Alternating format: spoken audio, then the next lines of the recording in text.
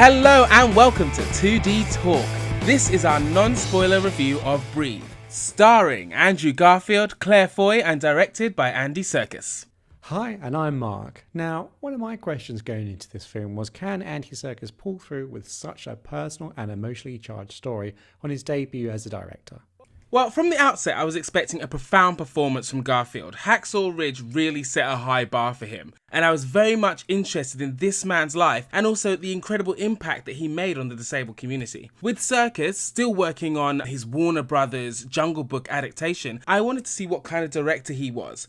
Now, I'm a bit of a sap, okay, so I was expecting to, shed a tear or two. I kind of like that sometimes. I was expecting an emotional roller coaster following the husband and wife on an adventure in a really difficult situation, overcoming the odds. And I also went into the film with pretty high expectations from Andrew Garfield and Claire Foy. Their performances in Hacksaw Ridge and The Crown were just fantastic. So let's dive into the plot. This true story follows Robin Cavendish, a tea broker from England, and his wife Diana. Now, while on an expedition in Africa, Robin suddenly is struck with polio overnight and it changes his life. The movie explores how he and his loved ones battle this newfound condition and his lasting bravery in the face of adversity. With a strong network of friends and family and the steely determination of Diana, he becomes the first disabled person to not only escape the confines of his hospital bed, but also travel the world, inspiring and helping people with disabilities worldwide. So at the beginning of the film, we saw how some doctors treated their patients in the 50s and 60s, which by today's standards was pretty horrifying. I mean, if you don't know and you watch the film, you'll be blown away.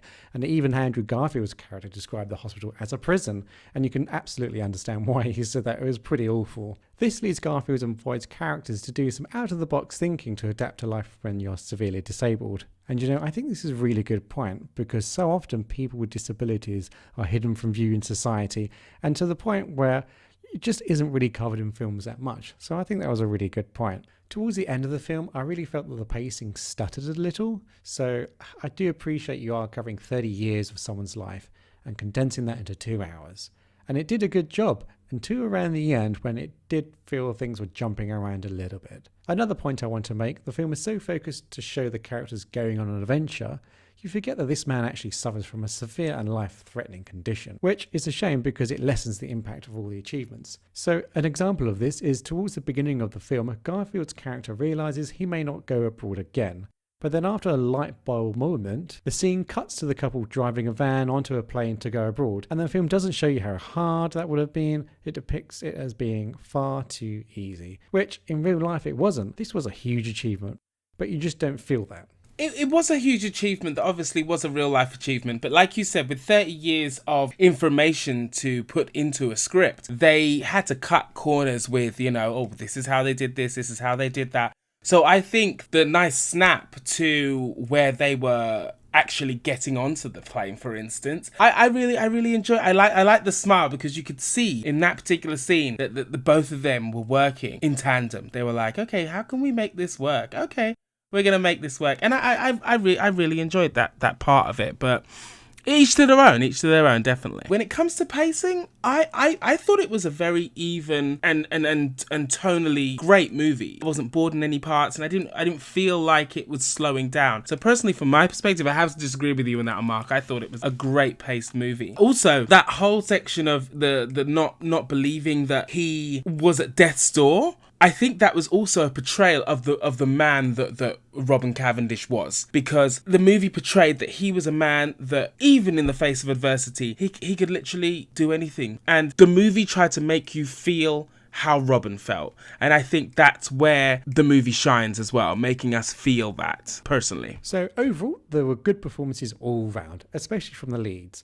Andrew Garfield was able to convey some real highs and lows and added a real sense of vulnerability to the character. I've seen some comments on the internet that this was an easy role because he didn't have to physically do much, but I think it's the other way round. Because he only had to act from the neck up, every twitch and facial expression meant something. I think that Andrew Garfield's performance didn't disappoint, definitely. He was at an obvious disadvantage not being able to obviously use his entire body, just like Robin in real life. But like Robin himself, he used it to his full potential. At times, he was absolutely delightful. There were some of my favourite moments with his cheeky smiles, his eyebrow movements, and also that wonderful drolling speech pattern that he used. It just made the character come alive. He was able to make Robin overwhelmingly endearing rather than pitiful and lost. So Claire Foy, she also delivers a fantastic performance, really in line with what I was expecting from when I saw her in Netflix, The Crown.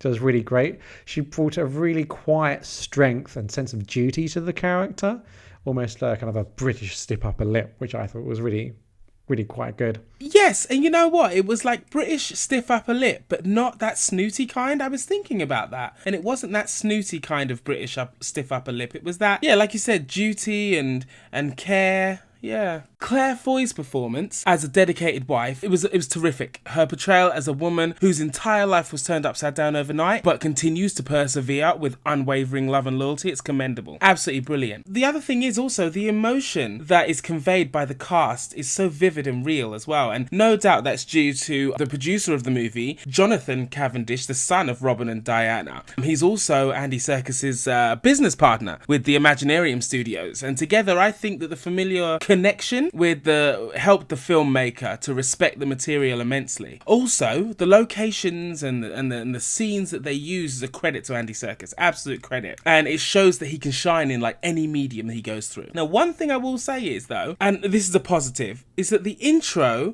music that they used almost lulled you into a safe space, and it kind of blinds you to the inevitable sadness that the conclusion is. And he immediately uses that same piece of music from the start to see you out into the credits. And personally for me, it tells you that regardless of any situation, that love and happiness can be found in the most unlikely of places. And I thought that was really nice, because while I was tearing up at the end, the music came in and it kind of made me smile because of the beautiful life that he'd had. So I thought that, you know, I thought that was really good. Now, I mean, as far as this goes now, I'm definitely looking forward to Jungle Book. I'm looking forward to Warner Brothers Jungle Book. Now, one of the downsides is I don't think that it's going to be like an Oscar-winning movie, which kind of sucks because I thought it was great, but I don't think it's going to be an Oscar-winning movie. But as far as the performances goes, I think that will be up there. And also the passage of time, like I said, represented in the movie, I think that the pace was steady and even. Yeah. I also think there was some great cinematography here.